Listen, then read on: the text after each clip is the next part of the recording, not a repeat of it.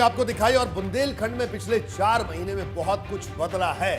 कई नेताओं ने पाला भी बदला और सियासी दलों ने बड़े बड़े ऐलान भी किए। इसका वोटर के मूड पर कितना फर्क पड़ा है, अब आपको यह बताते हैं। बुंदेलखंड में किसको कितनी सीट, इस आंकड़े को अब समझिए। देखिए, कुल 19 सीटें। सबसे पहले भारतीय जनता पार्टी की अगर बात करें तो नवंबर के सर्वे में 11 से 15 सीट और दिसंबर में 12 से 16 सीट, यानी कुछ इजाफा एक महीने में होता हुआ दिख रहा है भारतीय जनता पार्टी की। अगर बात करें 11 से 15 नवंबर में था, दिसंबर की बात करें तो 12 से 16 का यह आंकड़ा निकलकर सामने आ रहा है। आगे बढ़ते हैं, अब समाजवादी पार्टी की बात कर ली जाएगी। समाजवादी पार्टी की अगर बात करें, बुंदेलखंड की कुल 19 सीटों में से नवंबर का जो सर्वे था उस सर्वे के मुताबिक 3 से 7 सीटें समाजवादी पार्टी जीत सकती है, लेकिन दिसंबर में 2 से 6 सीटों का यह आंकड़ा बन गया। अब बीएसपी की बात कर लेते हैं तो 0 से 3 और अभी भी वही स्थिति बनी हुई है। 0 से 3 का ही आंकड़ा बुंदेलखंड में बसपा का के लिए भी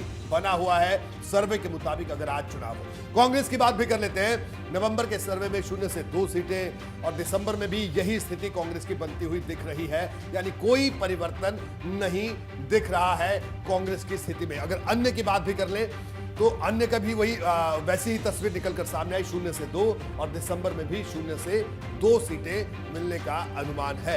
और प्रदीप जी हमारे साथ जुड़े हुए। प्रदीप जी, पिछली बार 2017 की अगर बात करें तो बुंदेलखंड में एक तरफा हवा चली, भाजपा ने तमाम सीटें जीती, और लेकिन इस बार जो सर्वे दिखा रहा है, हालांकि बढ़त तो भाजपा के पास है, लेकिन सपा वहां पर अपनी सियासी जमीन ढूंढती हुई दिख रही है और बसपा के लिए बड़ा झटका है। देखिए, बुंदेलखंड में सपा इतनी मजबूत कभी नहीं रही, क्या कहना है आपका?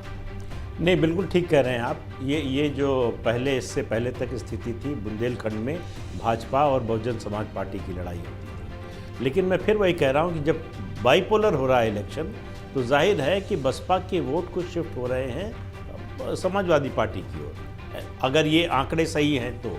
लेकिन मुझे नहीं लगता चुनाव आते आते ये स्थिति बदलेगी और समाजवादी पार्टी बुंदेलखंड में कुछ बहुत बड़ा कर पाएगी, ऐसा मुझे लगता नहीं। जी हाँ, बिल्कुल। और प्रदीप जी, आप हमारे साथ बने रहिए और अब आगे बढ़ते हैं। अब बारी है आज के अगले सवाल